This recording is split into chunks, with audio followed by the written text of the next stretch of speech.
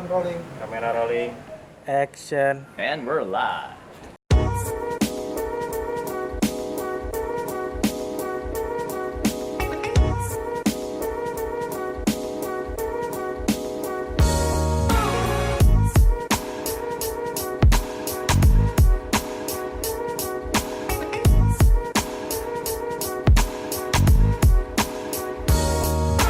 Pada saat kita kerja, kita lupa.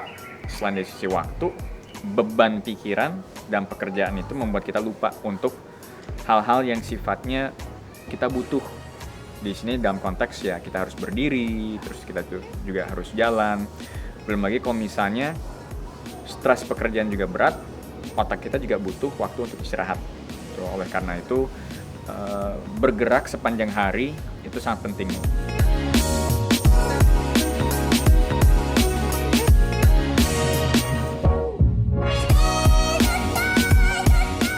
Selama kita bekerja, makan yang sifatnya kita snacking, yang biasanya akan menambah tanda kutip kalori-kalori yang tidak terbakar secara efektif karena sepanjang hari kita nggak aktif. Jadi itu dalam jangka panjang dapat mempengaruhi dari sisi gula darah, yang kalau dari sisi kesehatan itu bisa mengakibatkan potensi faktor risiko diabetes tipe 2. Jadi tidak ada efektif dalam pengolahan glukosa dalam tubuh.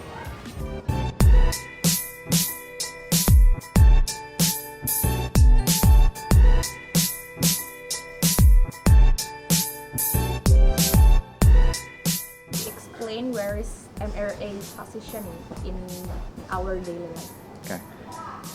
MRA atau Multi Recreation Activities itu posisinya sebetulnya ada di mana-mana.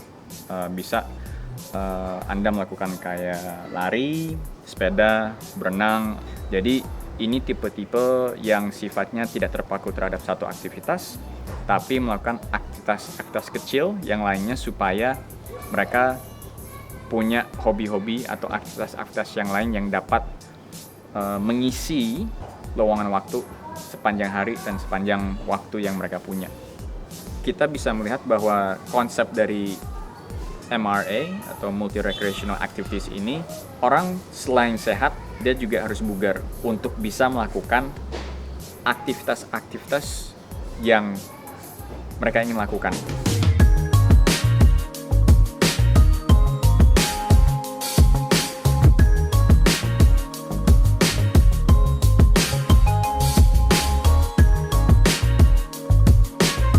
Ngomongin soal bagaimana cara mulainya, ya mulai dari cara-cara yang kecil aja dulu. Bisa semudah kayak jalan, naik turun tangga, parkir agak sedikit jauh sehingga jalan. Kalau misalnya lagi di mall, sebelum masuk ke toko, jalan keliling dulu, setidaknya pemanasan lah sebelum masuk ke toko-toko yang memang mau dimasukin. Jadi setidaknya badan itu sudah terbiasa dengan badan menjadi aktif, entah itu jalan atau mengangkat bawaan. Karena kalau misalnya kita nggak biasa untuk melakukan kegiatan-kegiatan yang nantinya sifatnya kaget, justru bisa merugikan.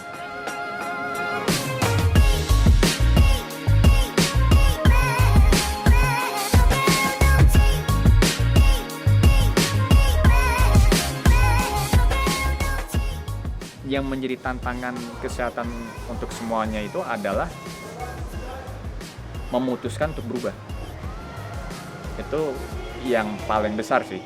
Bagi seorang praktisi atau orang yang berkecimpung di dunia fitness itu, mengajak atau meminta perubahan dari seseorang itu sesuatu hal yang sangat susah. Sangat-sangat susah di sini dilakukan. Jadi bagi saya tantangan untuk melakukan awareness kepada masyarakat itu menjadi tantangan terbesar.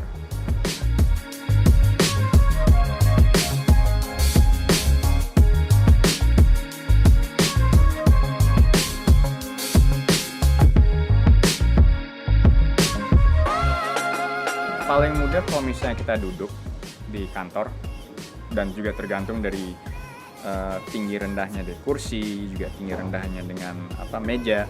Ada yang biasanya duduk slouching dengan postur yang kerja karena santai.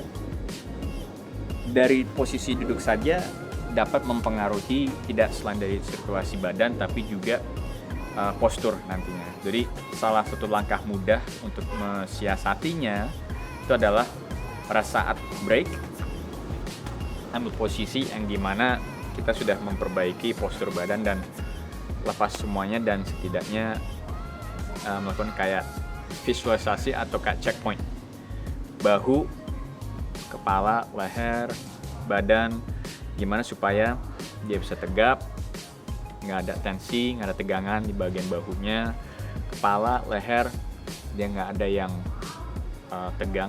Jadi biasanya bisa semudah kayak memposisikan badan aja, resetting your position, resetting your posture when you're sitting down before eventually harus berdiri seperti itu. Jadi before getting up, sebelum berdiri ya posisi kaki mulai disamakan supaya dari posisi badan terus dari posisi pinggul dia setidaknya mulai align sama.